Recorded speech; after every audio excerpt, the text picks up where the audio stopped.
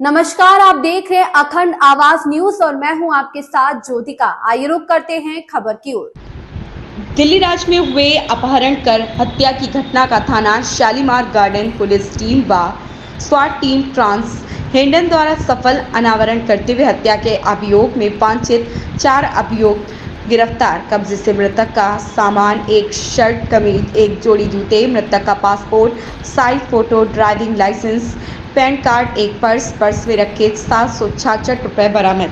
एक मर्डर का खुलासा हुआ है जो कि 20 करोड़ की प्रॉपर्टी के गबन करने को लेकर के पार्टनर ने इस मर्डर को अंजाम दिया, लेकिन 2.5-3 महीने तक पुलिस को खुद उलझा कर गया। किस तरीके से ये पूरा वर्कआउट हुआ है केस और क्या कुछ डिटेल्स हैं? दिनांक 30 मई को थाना शालीमार गार्डन में एक सूचना मिली थी, जिसमें वादी द्वारा बताया गया था कि उसके पति को राजू उपाध्याय और कुछ अज्ञात व्यक्तियों द्वारा अपहरण करके उसके साथ कुछ गलत किया हुआ। इस सूचना जैसे मिलती है, पुलिस ने तुरंत ही इस घटना का एफआईआर पंजीकृत किया गया और टीमों को लगा के सफल अनावरण के लिए प्रयास जारी किए। उसी क्रम में आज दिनांक 7 जून को इस घटना को अंजाम देने वाले 4 अभियुक्तों को गिरफ्तार किया गया है। इनसे पूछताछ की गई तो इन्होंने घटना के बारे में पूछताछ में ये बताया। जो मृतक है राकेश वार्ष्णेय और उसका जो पार्टनर है राजू उपाध्याय, इनके बीच में प्रॉपर्टी बेचने के लिए नवंबर में एक डील हुआ था, जिसमें मुरादाबाद की प्रॉपर्टी थी, वो बेचने के लिए राकेश ने राजू को दी थी। इस प्रॉपर्टी का जो कीमत था वो 20 करोड़ थी, जिसकी वजह से इसके नीयत खराब हो गई और उसी टाइम से दिसंबर से इसने इसकी हत्या करने का प्लान बनाना स्टार्ट कर दिया।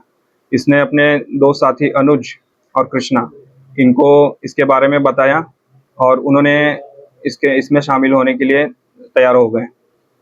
दिसंबर से ही प्लान करके उन्होंने जब 28 फरवरी को इस घटना को अंजाम दिया, तो उसमें जब ये कड़कड़डुमा कोर्ट में मृतक राजू और राकेश वार्ष्णेय थे, वहाँ उनसे राजू उपाध्याय मिले।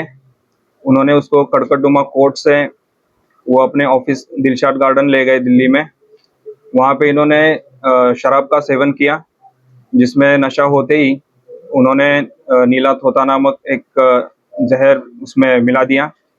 जैसे ही मृतक राकेश वार्ष्णेय बेहोश हो जाते हैं, वहाँ पे जो उसके दूसरे साथी थे हरीश शर्मा, इन्होंने उसको 6 एनेस्थेसिया के इंजेक्शन दिए और जैसे उनको इन चारों को यकीन हो गया कि अब ये पूरे बेहोश हो गए, अनकॉन्शियस हो गए, हिल नहीं सकते, तो उन्होंने वहाँ से उसी के गाड़ी में, क्रेटा गाड़ी में मृतक को डाल के उसको दिल्ली से गंगनहर लेके आए और वहाँ पे इसे डंप कर दिया और जो इसकी गाड़ी थी वो वापस जाके शालीमार गार्डन एरिया में रख दी।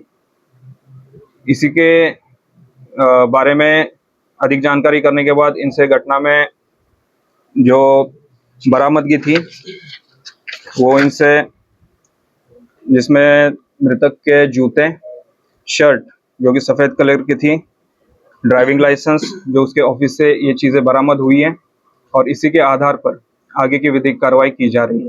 रीजन क्या था, मोटिव क्या था मारने के पीछे? इस पूछताछ में मोटिव ये चल के बाहर आया है कि जो मुरादाबाद की प्रॉपर्टी थी, जो कि बेचने के लिए जिसकी जीपीए मृतक ने राजू उपाध्याय के नाम की थी, उसी को लेके राजू उपाध्याय की नीयत खराब हो गई। उसे लगा कि अगर इसे कुछ हो जाता है तो ये सारी प्रॉपर्टी मेरे नाम आ जाएगी।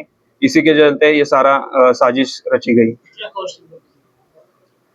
इस प्रॉपर्टी की कीमत अराउंड 50 to 20 करोड़ है। एक चीज और कि पुलिस को ये केस क्रैक आउट करने में टाइम हो रहा है, क्या जो मुख्य आरोपी है वही पूरे परिवार के साथ उनको मिला था, पुलिस ने इस केस की जब इन्होंने घटना का अंजाम दिया 28 फरवरी को, उसके बाद जो इसका मुख्य आरोपी है राजू उपाध्याय, ये खुद परिवार के साथ आके पुलिस को कंप्लेंट देता रहा, परिवार के साथ बन के इस मुकदमे की पैरवी करता रहा और इसीलिए वो कंटिन्यूसली पुलिस को गुमराह करता रहा इसने काफ़ी फेक कॉल करवाए और काफ़ी डिस्ट्रैक्ट करने का प्रयास किया और ये इसी के चलते हुए इसमें जो भी था इस घटना को वर्कआउट करने में थोड़ा देर लगा।